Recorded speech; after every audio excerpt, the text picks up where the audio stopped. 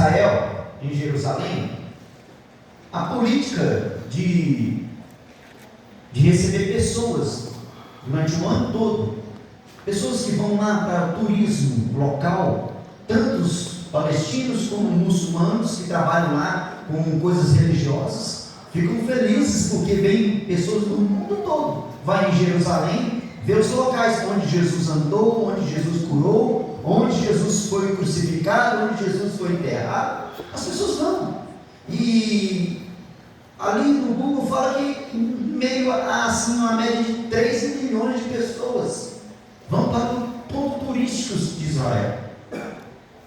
Todo mundo quer saber sobre a vida de Jesus, por onde ele andou, por onde ele passou. Mas muitos querem saber sobre a vida de Jesus, mas muitos não querem esse Jesus, não querem segui-lo, não querem viver esse Jesus. E a média de uma cidade ali que tem uma média de 800 mil habitantes, Jerusalém, e Tel Aviv hoje é uma também das capitais de Israel, e todo Israel tem uma média de 6 milhões de habitantes. Mas o que acontece? Mais de 3 milhões de pessoas durante um ano todo visitam Israel para saber sobre a vida de Jesus. Mas Isaías, ele profetizou o capítulo 53 há 700 anos atrás, antes do nascimento de Jesus, e o que Jesus ia passar, o que ele ia viver, foi profetizado pelo profeta Isaías há 700 anos atrás. Só que quando Isaías fala dos acontecimentos 700 anos atrás, antes do nascimento de Jesus, mas chega a um certo ponto que Isaías profetizou, aconteceu. Para uns, alegria e festa, para outros, tristeza e dor, como um Deus injusto, que se diz amor, condena o próprio filho à morte. Mas antes de darmos entrada à leitura, vamos fazer novamente uma pequena prece ao nosso Deus. Grandioso Deus, Pai bondoso, aqui estamos, Senhor, com a tua palavra aberta. Isaías 53. Vamos ouvir um pouquinho sobre a tua palavra, sobre o que o Senhor tem para nós. Mas eu sei que vamos sair daqui transformados, renovados pelo teu poder. Graças te damos por tudo. É o que eu te peço e te agradeço, em nome de Jesus. Amém? Isaías 53, versículo 4. Eu percebo que hoje está faltando pessoas aqui nessa igreja. Sim? Tem uns rostinhos que eu não estou vendo sentado aí. Não sei o que está acontecendo com eles nesse momento, se estão em outras igrejas. Mas é ruim quando você decide em pleno sábado ficar em casa, a não ser que é por causa de doenças. Mas se você escolhe ficar em casa, cumprir no sábado, deixe de vir à igreja, o diabo fica muito feliz com essa situação. Vamos à leitura. Verdadeiramente, ele tomou sobre si as nossas enfermidades, e as nossas dores levou sobre si. Contudo, nós o consideramos como aflito, ferido de Deus e oprimido. Mas ele foi ferido pelas nossas transgressões e moído pelas nossas iniquidades.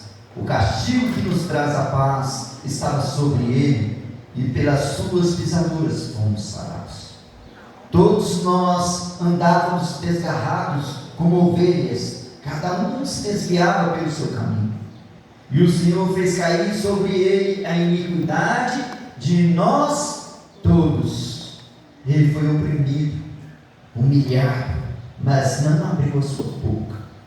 Como o cordeiro foi levado ao matadouro, e como a ovelha muda perante os seus tosqueadores, ele não abriu a sua boca. Isaías está falando sobre a condenação de morte de um inocente, Jesus, o único que não deveria morrer,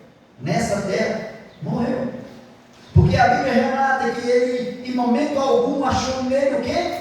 Pecado. E mesmo assim, ele aceitou a morte de cruz. Um inocente sendo condenado à morte. Mas também Ellen White fala que no momento que entrou o pecado na terra, algo mudou no reino celestial. Quando Adão e Eva aceitam o fruto, aceitam o pecado,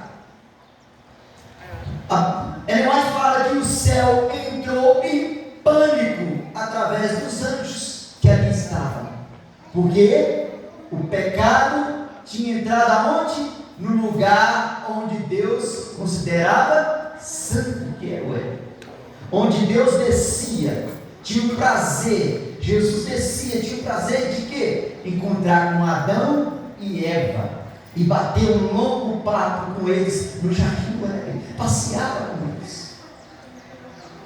E o próprio pastor Alejandro Bulhão fala que quando as pessoas olham para eles dentro do carro e ele está conversando com alguém, e elas falam assim: aquele ali já está batendo cabeça, ficando doido da cabeça.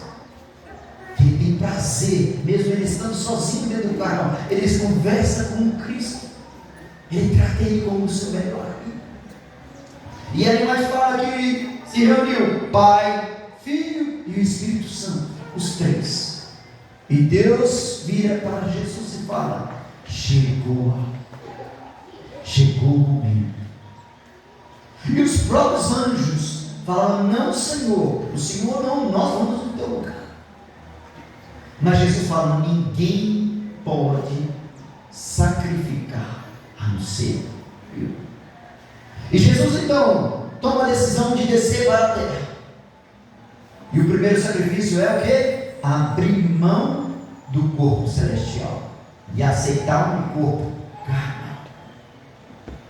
E a Bíblia também fala que Jesus está preso para toda a eternidade a este corpo. Que sacrifício, irmão! Esse é o primeiro sacrifício, ficar preso a um corpo humano para todo sempre.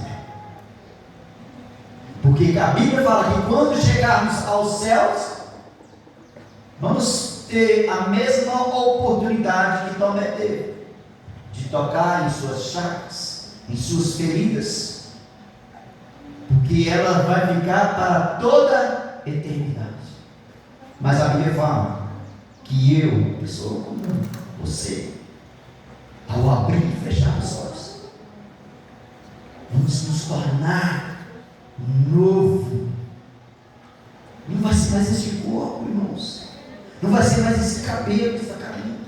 Não vai ser mais esses dentes que muitas das vezes tem que ir no dentista preocupado. Não vai ser mais aquelas dores no corpo. Eu vou receber de Cristo novas vestes. O novo nome será dado. Mas tudo por causa de um sacrifício que foi profetizado há muitos anos. Então Deus olha para a humanidade e vê que ela precisa de um Salvador. E Cristo levanta a mão: eu sou este Salvador, Pai.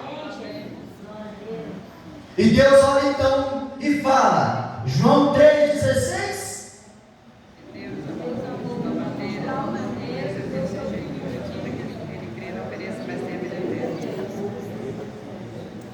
porque Deus amou vocês. Porque Deus amou você, Roberto. Porque Deus amou você. Não o mundo, mas amou você. Que Ele pega o seu filho, para que todo aquele que nele crê não pereça, mas tenha a vida eterna. E você sabia que Jesus profetizou não só que Ele ia morrer? A Bíblia não relata não somente só isso, mas que Ele também profetizou que Ele vai voltar. Amém.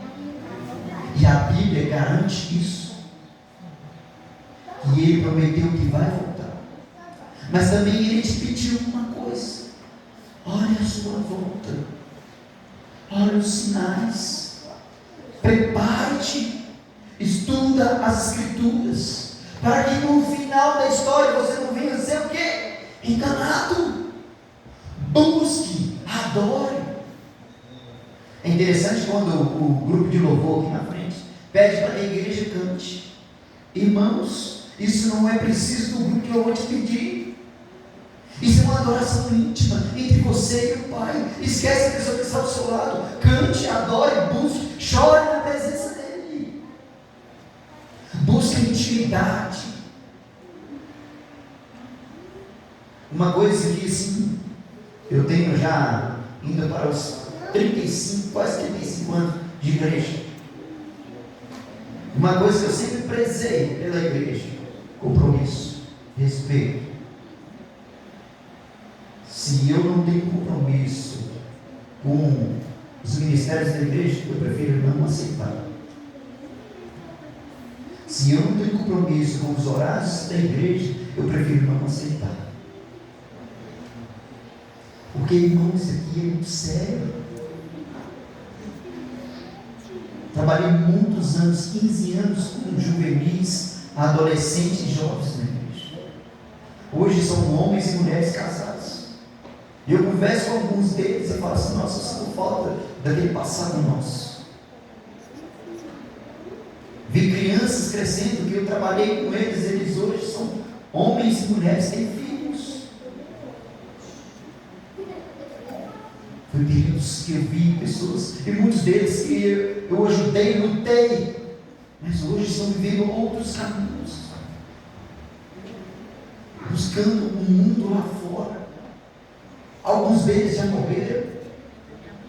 Eu tinha dois amigos, irmãos, e eu sempre falava com eles: olha, Jesus ama você, pega firme com a igreja, compromisso. Vim embora para Belo Horizonte, me afastei desses amigos do Espírito Santo, perdi o contato. Mas quando eu encontrei uma mãe deles, de dois que eram irmãos, um sumiu voando de ultraleve, sumiu e nunca foi achado o corpo.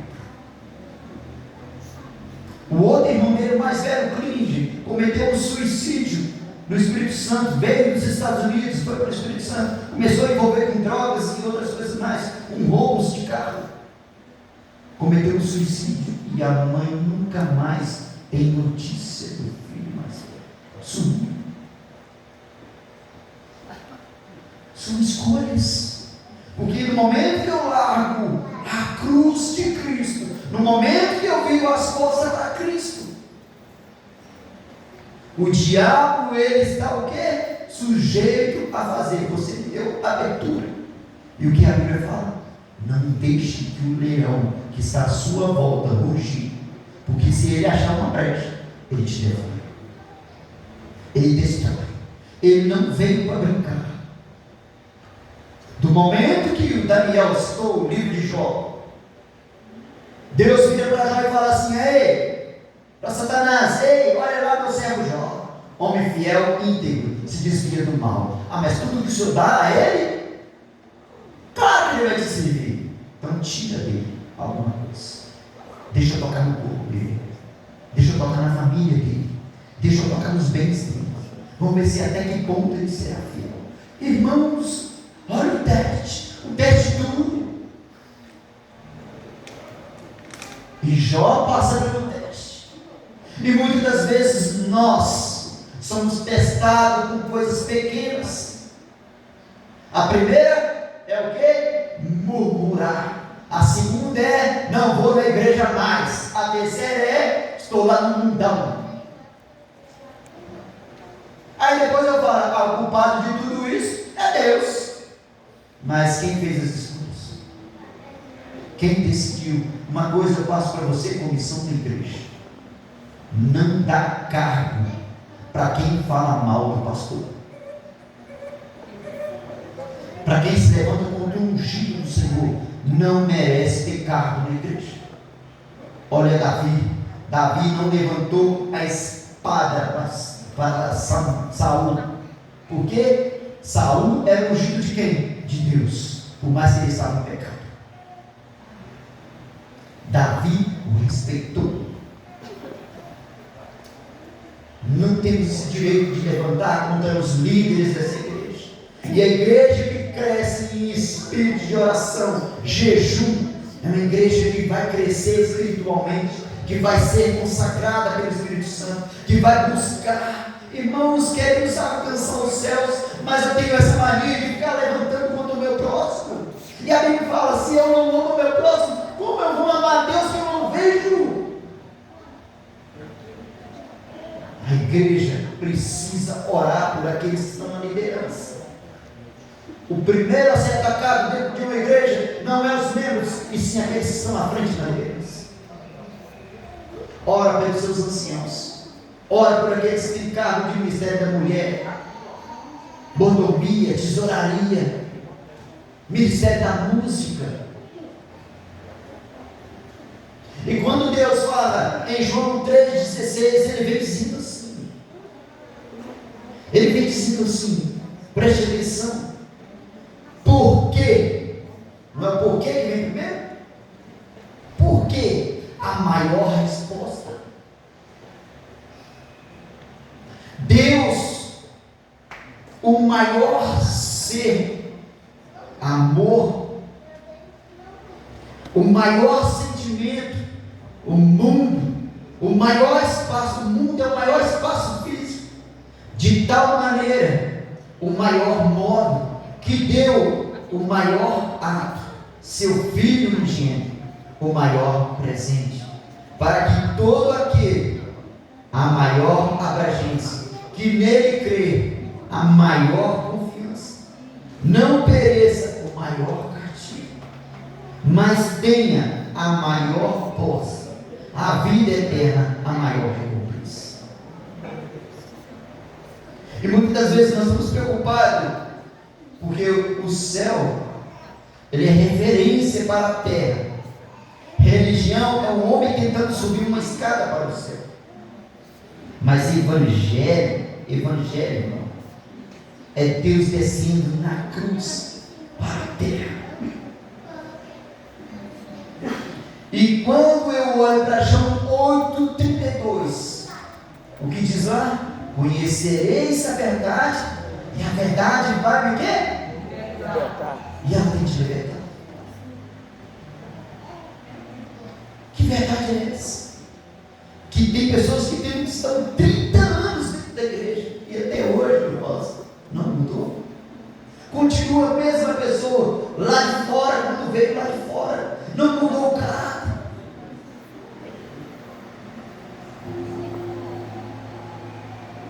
Continua a mesma pessoa, mesquinha, reclama de tudo, nada tá bom. Continua batendo na mesma tecla e fala assim: ah, Senhor, muda a minha vida, mas o Senhor bate na porta e não consegue entrar, porque ela não cede, ela não abre. Como Deus vai mudar o caráter de uma pessoa se ela não permite mudança? Jesus lá em João 6, vamos lá. Jesus vendo a situação das pessoas que o acompanhavam, vendo todo aquele povo ali, que sempre estava junto com ele, os discípulos, e Jesus então, depois da multiplicação de peixes, depois da situação ali, com os discípulos naquele barco, ali no mar da Galileia, acontece aquele furacão nas águas. Os discípulos veem Jesus andando sobre as águas, e mesmo assim, Jesus estava incomodado com alguma coisa, com aqueles que o acompanhavam de perto, com aqueles que estavam sempre com ele.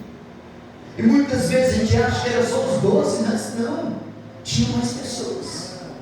E a Bíblia fala sobre isso, porque Jesus então, no capítulo 6 de João, ele começa a falar: ei, eu sou o pão da vida. Quem comer deste pão, Eduardo, nunca mais terá fome. Quem beber desta água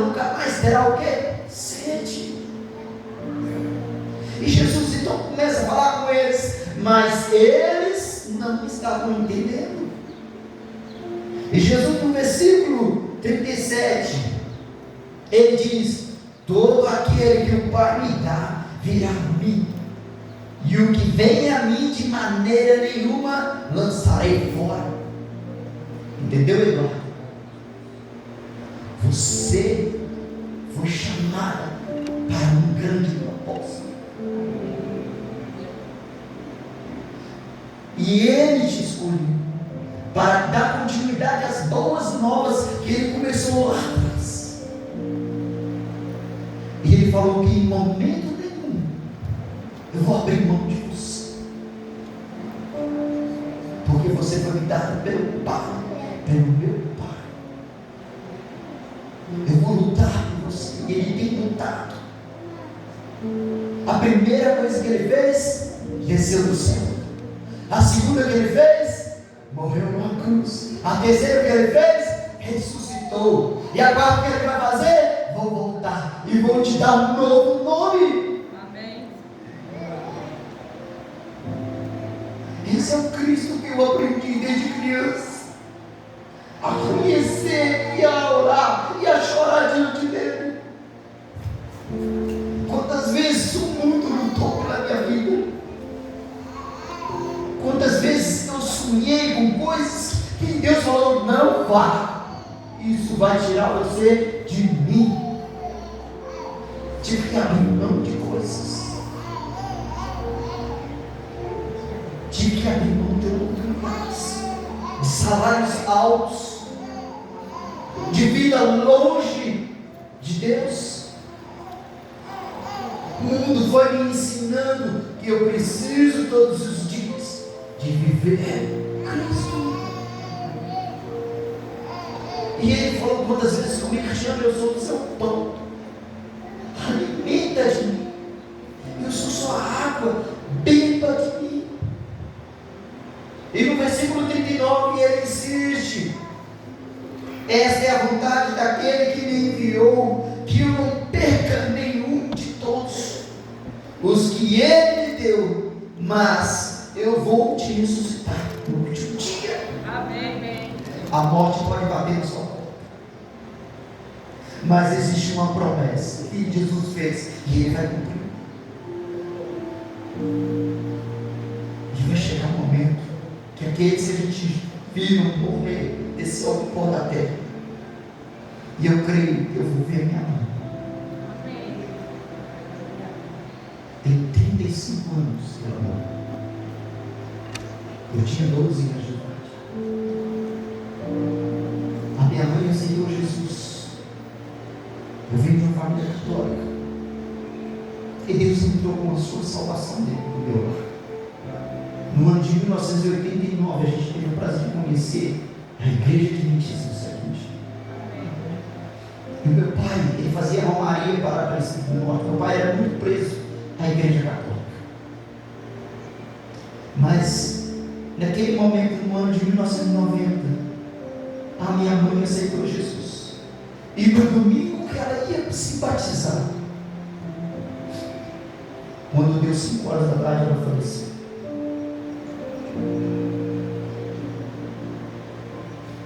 Mas o pastor trouxe algo confortoso para a minha vida. Cristiano, a sua mãe aceitou Jesus de tal maneira que, por mais que ela não conseguiu descer ao tanque batismal, mas Deus deu para ela um novo lar. Porque ela aceitou de coração. E ao passar do tempo, no ano de 2010, meu pai passa por uma situação. Em 2008, ele passa por uma situação muito difícil. Ele descobre que está com câncer. Um câncer terminal. E nós estávamos na Santa Casa, eu e meu irmão, que era pastor batista na época. E eu pedi ao meu irmão, eu falei assim: eu gostaria de ficar só com meu pai. E ele falou sim. E ali houve um momento que ele precisava do perdão. Não eu do perdão dele, mas ele do meu perdão. E ele falou falou comigo algumas coisas e chorou. E eu falei: Pai, eu te perdoo. E no momento que eu falei que eu perdoava, Deus tocou no meu coração através do Espírito Santo, falando: eu vou conceder ele a cura, e ele vai conhecer as minhas verdades, e você vai ensinar a ele este caminho, e ele será batizado. Amém. Dias depois, os médicos ficaram surpresos com a situação.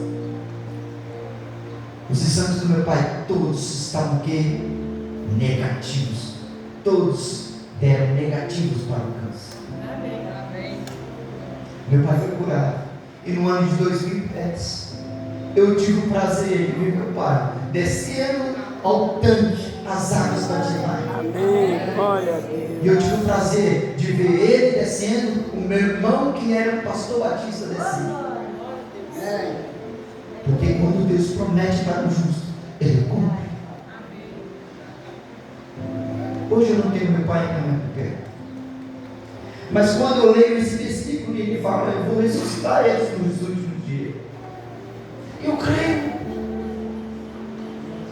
Porque quando a gente busca e a gente crê, pode ter certeza de uma coisa: confia no Senhor, faz o bem, habita na terra e viva tranquilo. E Ele te concederá o quê? O desejo do teu coração. E quando Jesus, no versículo 40, ele continua dizendo: pois a vontade do meu Pai é que todo aquele que vê o Filho e nele crê tenha vida eterna, e eu ressuscitarei no último dia. Ele continua dizendo: eu vou ressuscitar você no último dia, por mais que a morte te bata. Mas muitos dali começaram a quê? A murmurar. E outros se levantaram: ai, esse aí não é aquele que veio lá de Nazaré, filho de José e Maria? Ah, esse eu conheço. É mais um. Quantos pregadores que aqui já passaram? Eu não sei quantos anos tem a igreja do Morro, mas quantos pregadores que aqui já passaram? Já chamaram a igreja para um arrependimento, já chamaram a igreja para uma busca, um avivamento, e a igreja continua muitas vezes nas mesmas situações. Querem fazer uma coisa? Ore, jejum, busque.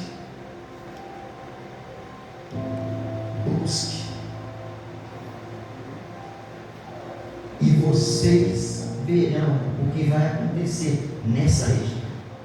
Amém. Amém. Uma vez a Jaqueline virou para mim e falou assim: Cris, o pessoal está chamando a gente para um acampamento, um domingo de piquenique. Eu falei: que pessoal, cara? A igreja do Morro, os jogos da igreja do Morro.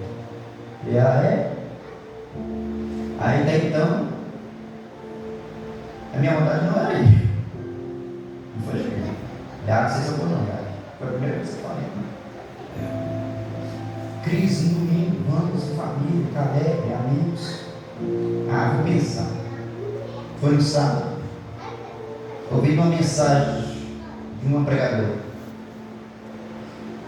E Deus, através do Espírito Santo, falou comigo assim: vá no piquenique. Eu ouvi a voz: vá no piquenique. Eu fiquei com aquilo na cabeça: vá no piquenique. E eu resolvi perguntar para Deus: por que no piquenique, se eu não estou com vontade de ir no piquenique? E eu ouvi a voz do Espírito Santo claramente falando comigo: porque eu tenho uma pessoa lá que precisa de ouvir de você. E Deus falou claramente comigo que ia ter um jovem que eu não conhecia, que eu precisava conversar com ele, e que ele ia dar ouvido à voz do Espírito Santo, não a minha, mas a voz do Espírito Santo.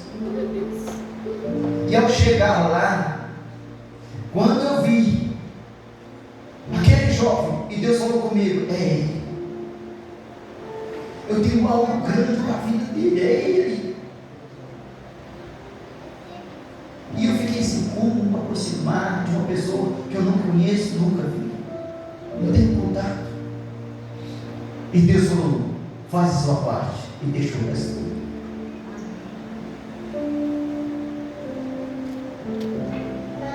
E quando Jesus, Ele falou com os discípulos: ei, até quando eu vou falar que amo vocês, que dou a vida por vocês? Até quando Jesus virou e falou: eu vou morrer na cruz? Não, Senhor, de jeito nenhum. Se o Senhor morrer, eu vou com o Senhor também. Mas quando chegou realmente a morte de cruz, aonde estavam eles? Aquele que falou: eu vou morrer com o Senhor. Isso se chama igreja. Até quando os líderes vão se levantar: ei, eu preciso de ajuda, e ninguém se manifesta?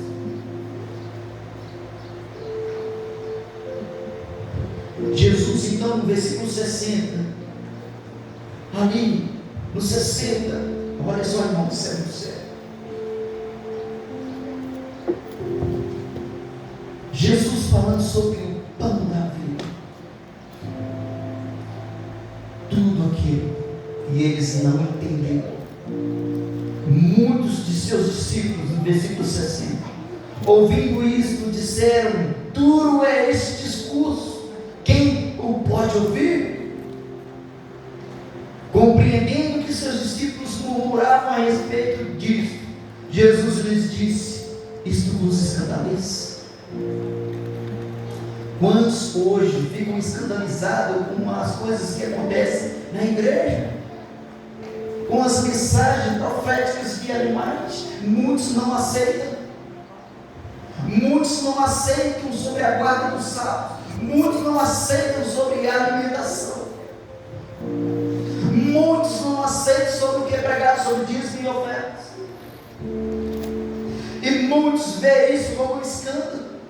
E Jesus pregando, e eles olham. Jesus pergunta: isso que está na mente de vocês, isso para vocês, o que eu acabei de pregar, é escândalo. E Jesus virou e falou para eles: que aconteceria então se viesses o Filho do Homem subir para onde primeiro estava? E Jesus já estava profetizando: vocês que aqui estão vão me ver subir aos céus. O Espírito é quem vivifica, a carne para nada serve. As palavras que eu vos disse são Espírito e vida. Mas alguns de vós não creem. Jesus estava dizendo a nós: não adianta eu ficar falando, mas se você não acredita.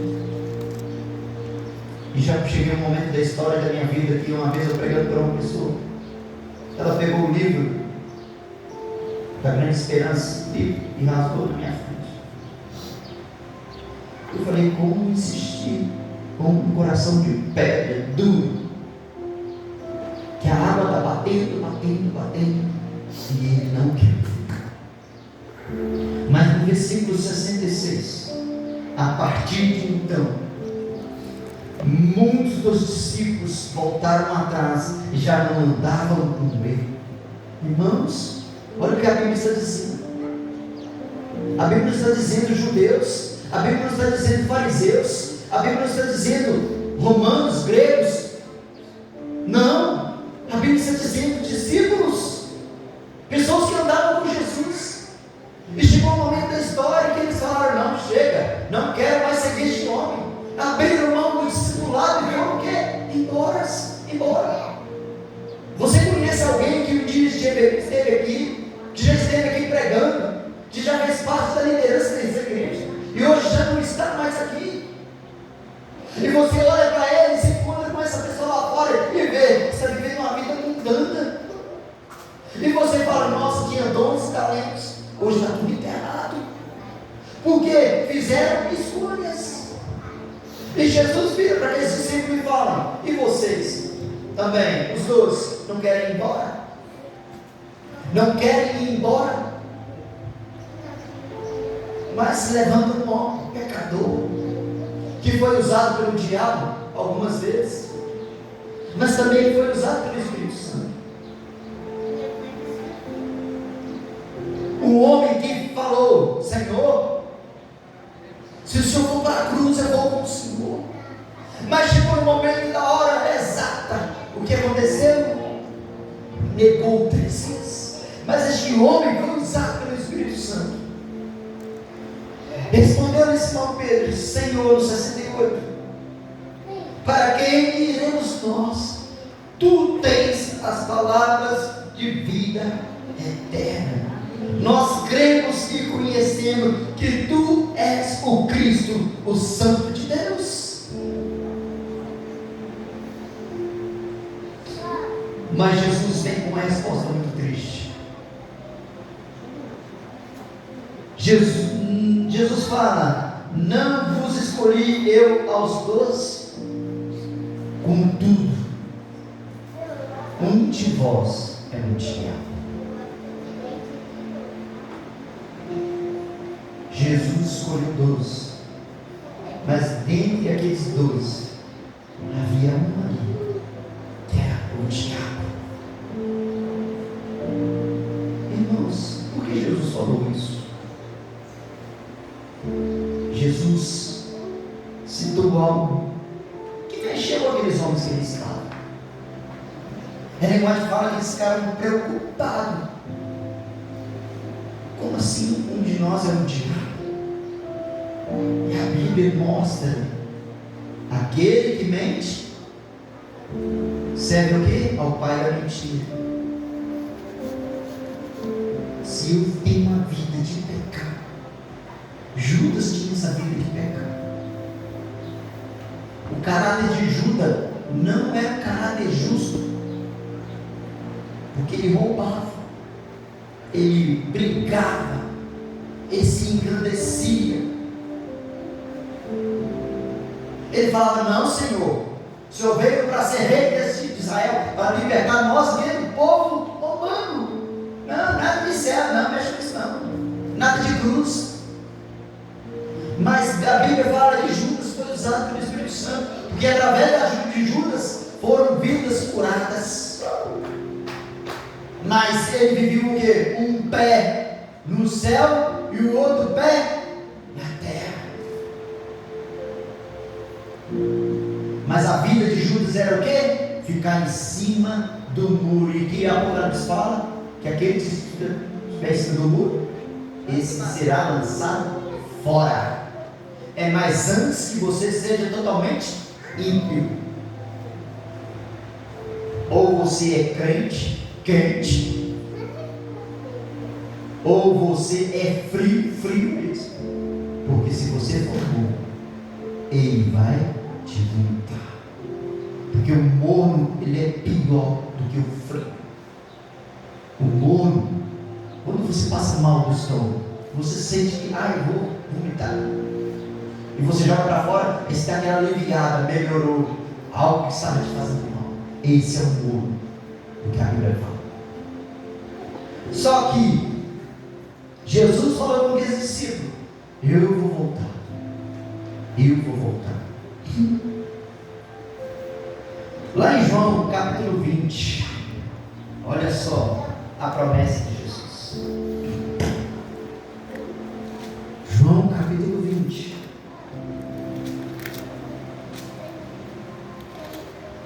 do versículo 1 ao 20.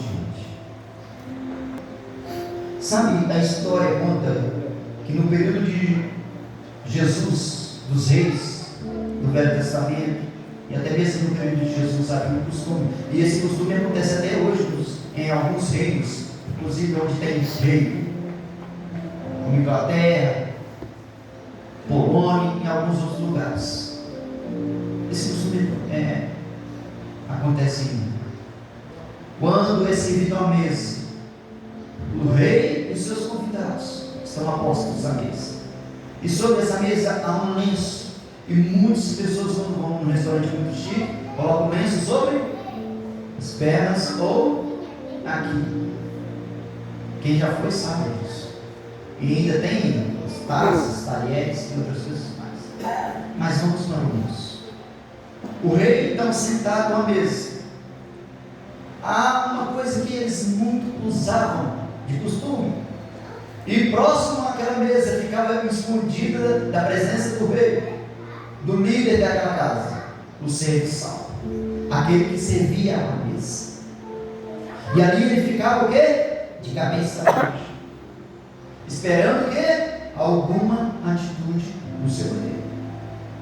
Só que ele tinha que ficar atento o que acontecia na mesa. O rei então pegava aquele lenço. Se ele pegasse o lenço, dobrasse, embrulhava ele e jogasse sobre a mesa e saísse, ele estava dizendo para aquele serviçal: pode recolher tudo que eu não vou voltar. Mas se ele pegasse aquele lenço, dobrasse ele bonitinho e deixasse sobre a mesa, e levantasse da mesa e saísse, ele estava dizendo para aquele serviçal: eu vou voltar. Isso era um costume.